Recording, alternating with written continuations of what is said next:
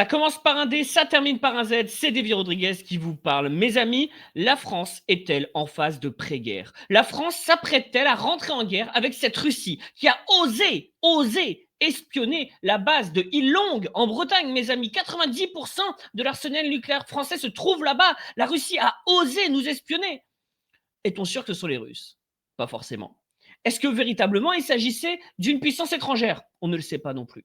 Est-ce qu'ils étaient véritablement en train de nous espionner, voire de nous tester? On ne le sait pas non plus. Et pourtant, il n'a pas fallu quelques heures pour que les commentateurs qui ne connaissent rien au sujet, qui n'ont pas étudié le sujet, qui n'ont même pas pris les précautions que moi je vais prendre, eh bien, disent il faut évidemment s'engager dans le conflit en Ukraine, évidemment qu'il faut soutenir l'effort de guerre de Zelensky. Et oui, mes amis, nous sommes dans une phase de pré-guerre qui est décidée plutôt par des élites totalement décadentes et hors sol, et avec nos enfants, mes amis. Alors, juste avant de commencer, nous sommes bientôt 63 000. N'hésitez pas à soutenir notre effort de guerre à nous, c'est-à-dire l'effort de guerre finalement des pacifistes, en allant en dessous de cette vidéo, en cliquant sur « Je m'abonne », en cliquant également sur la petite cloche pour recevoir la notification. Et mes amis, nous sommes aujourd'hui dans une phase qui est extrêmement tendue. Alors, on va rentrer directement dans le sujet, peut-être l'avez-vous vu, mais les soldats français, les fusiliers marins précisément, de la base de Illong, donc en Bretagne, on est, je vais vous montrer un peu une carte tout à l'heure, mais on est en vraie Bretagne, eh bien, ont été obligés d'ouvrir le feu face à 5 drones qui se sont approchés de la base et qui ont peut-être espionné nos sous-marins nucléaires. Alors, juste pour bien comprendre, je vais vous montrer une carte. Vous avez ici la base de Illong, qui se trouve ici tout proche de la presqu'île de Crozon. On est à côté de Brest, donc on est vraiment sur la pointe de la Bretagne, dans le Finistère, une base qui a été installée par le général de Gaulle, d'accord. Ça a été décidé comme le port d'attache principal des sous-marins nucléaires français. Et donc, avec 90% de notre arsenal nucléaire qui se trouve sur cette presqu'île de Crozon, dans cette base de Illong. C'est une base immense, c'est des dizaines d'entreprises, ce sont des accréditations extrêmement difficiles à obtenir. C'est également été le lieu, eh bien malheureusement, de personnes qui auraient été contaminées par le nucléaire sur place et qui auraient développé des maladies professionnelles. Il y a eu plusieurs scandales, notamment en 96 avec des têtes de missiles. Enfin bref, c'est compliqué. Cela dit, ce qui est simple, c'est qu'il y a eu des drones dans la nuit de jeudi à vendredi aux alentours de 19h30 qui se sont approchés de cette base et qui ont été descendus, mes amis, descendus par les fusiliers marins de la base d'Illong. Alors, qu'est-ce que c'est que ces drones? Qu'est-ce que c'est que ces drones? On va d'abord, avant de savoir de qui il s'agit et avant de se poser des questions sur qui pourrait avoir envoyé ces drones, on va déjà se poser une question qui est est-ce que c'est fréquent qu'il y ait des drones dans la région? Alors, oui, en fait, c'est assez fréquent. Alors, on va retirer ça. Enfin, si j'y arrive d'ailleurs. Et ben, j'ai pas l'impression que j'y arrive. Alors, c'est assez fréquent puisque, je vais vous montrer cette info, le 19 novembre, vous voyez ici cet article, vous avez eu, et ça, le 19 novembre, c'était il y a à peu près un mois et demi, du 17 au 18, véritablement, il y a eu donc le survol de la presqu'île de Crozon par un drone, d'accord, au-dessus des installations militaires.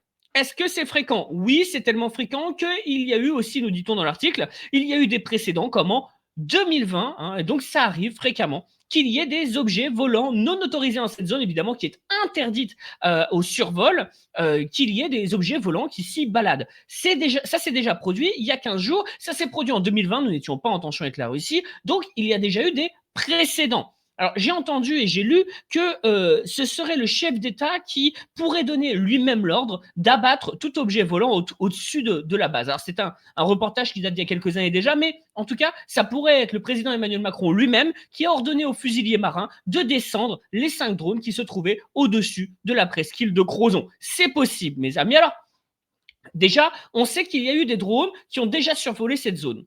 On ne sait pas de quelle personne émanent ces drones. Par contre, les observateurs, et là je vous en montre un, mais il y en a eu plein, des observateurs qui tout de suite ont dit ça démontre bien que la tension est en train de monter avec la Russie et que donc il faut déployer des troupes de telle manière à défendre le dingo Zelensky. Alors vous voyez ici Louis Duclos.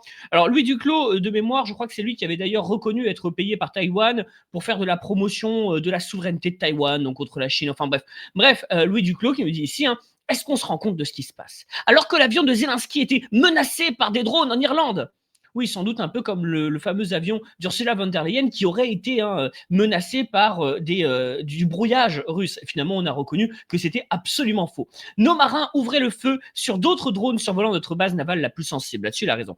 C'est un message envoyé, un message extrêmement hostile et agressif. Bah, c'est un message. Déjà, peut-être que c'est un message, mais de qui? Il faut le dire. De qui? Est-ce que vous avez la preuve? Est-ce qu'il existe une seule preuve sur toutes les bases qui ont été, espionnées par des drones ces, derniers, mois? Est-ce qu'on a une seule preuve que c'était les Russes? Ni au Danemark, ni en Norvège, ni en Suède, ni en France? Parce qu'il y a eu, hein, des survols, français, en tout cas du territoire français à partir de navires dont on soupçonnait que c'était des navires, ennemis, en tout cas russes. Rien du tout. Aucune preuve. D'ailleurs, on a même eu un navire qui s'est approché de nos côtes. On est intervenu sur ce navire pour se rendre compte qu'en fait, c'était pas du tout lui qui avait envoyé des drones. Donc, on n'a absolument aucune preuve. On ne sait pas qui c'est. Alors, soit les services qui mènent les enquêtes sont extrêmement incompétents et donc ils n'arrivent pas à remonter la piste. Ça, c'est problématique. Soit ça veut dire que ce ne sont pas les Russes. Est-ce qu'il n'est pas un peu tôt pour en tirer des conséquences? Surtout que vous avez une enquête qui a été ouverte. Alors, vous avez déjà une enquête qui avait été ouverte pour le 17 novembre. Bon, on ne sait pas vraiment où on en est. Et là, vous avez une nouvelle enquête ouverte par le parquet militaire de Rennes. Donc, ça a été annoncé ce matin. Bon, on verra ce qu'il en est de cette enquête. Pour l'instant, les enquêtes précédentes n'ont même pas donné de fruits clairs, en tout cas de réponses claires sur qui avait fait le coup. Maintenant, qui pourrait avoir fait le coup? Alors, évidemment, nous avons cette déclaration de Dimitri Medvedev. Hein, vous vous rappelez peut-être de Medvedev, c'est celui qui avait été président de la Russie entre deux mandats de Vladimir Poutine. Medvedev, je vous lis exactement ce qui est écrit, Medvedev déclare sur un ton moqueur qu'il serait, je cite, peut-être temps d'envoyer les meilleurs sous-marins du monde au large de la France. Alors, ça veut dire que euh, là, ici, on parle de sous-marins, alors même qu'il y a eu l'espionnage de sous-marins il y a à peine quelques heures. Donc, on peut se poser la question, légitimement, est-ce que ce n'est pas véritablement la Russie qui espionne? Mais il y a une toute autre option. Il y a une toute autre option, et cette option, elle est là. Elle est ici.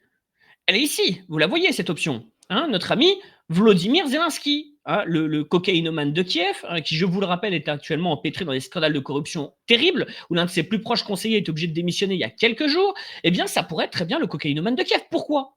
Parce que créer une stratégie de la tension en France, créer une peur, c'est le meilleur moyen d'être sûr de continuer à recevoir des billets de la part de la France et de l'Union européenne. N'oubliez pas que sur cette scène-là, et si vous voyez ici, sur cette photo, on fêtait les 100 rafales, hein, que nous aurions vendues à l'Ukraine. En vérité, c'est nous qui allons les payer, évidemment, hein, mais que nous aurions vendues à l'Ukraine. Voilà, c'est Dassault qui est content, hein, c'est peut-être le contribuable français qui sera moins heureux. Mais c'est d'ailleurs ça, la deuxième question. Parce que peut-être que ce n'est pas lui, peut-être que ce n'est pas Vladimir Zelensky, mais peut-être que c'est lui. Pourquoi ça pourrait être Macron? Pourquoi ça intéresse Macron? Macron, ça fait des semaines là qu'il nous dit: «Il existe un risque que les États-Unis trahissent l'Ukraine». Il nous a dit ça il y a 2 jours. Ça voudrait dire donc qu'il ne resterait plus que les Européens, donc l'Union européenne et le premier d'entre eux, hein, Emmanuel Macron, pour défendre Zelensky, pour défendre évidemment, Blanche si je puis dire, logis, nourri, blanchi, hein, le Zelensky, préférablement. Donc pourquoi est-ce que notre Macron, il aurait intérêt à faire ça? Il a dit, notamment dans, vous voyez ici l'article du Figaro, Emmanuel Macron exhorte à maintenir l'effort de guerre et à résister à l'esprit de division. Donc, quand il dit ça, il essaye d'inciter les Européens à continuer à fournir des armes à Zelensky, mais il doit aussi le justifier pas uniquement aux autres pays, il doit le justifier à nous, le contribuable, parce que c'est nous qui payons.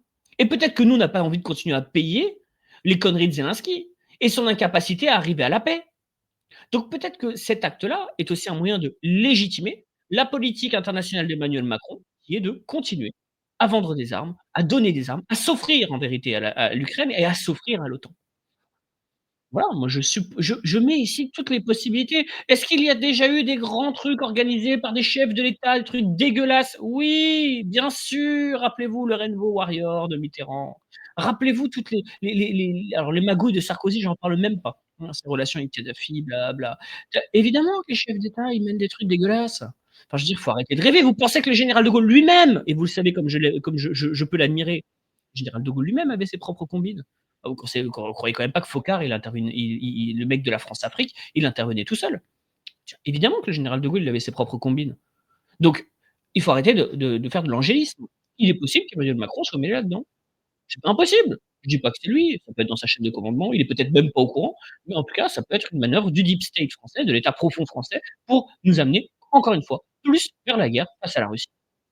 Vous savez, c'est ce qu'on appelle les attentats sous faux drapeau, hein, dans certains pays, hein. Des attaques sous faux drapeau. Ici, ce serait des drones supposément russes pour justifier la politique française quant à l'agressivité vis-à-vis de la Russie de Vladimir Poutine. Mais ça peut être aussi les Russes. Simplement, moi, ce que je tenais à vous dire ici, et c'est pour ça que je vous ai fait une vidéo rapide sur ce sujet, c'est faites attention, prudence, ne dites pas tout de suite, c'est les Russes, parce qu'on n'en sait rien. Et ceux qui vous disent qu'ils le savent, qu'ils le démontrent. Il y a des indices, très bien. Lesquels? Ah, ben, il y a eu d'autres aéroports qui ont été espionnés. Par qui? Vous avez des preuves que l'aéroport du Danemark à Copenhague, il a été espionné par des Russes? Ah, il y avait des drones. Oui, bah, des drones. Des drones. Ils avaient un drapeau dessus, les drones. Il y avait écrit Russie ou je ne sais quoi.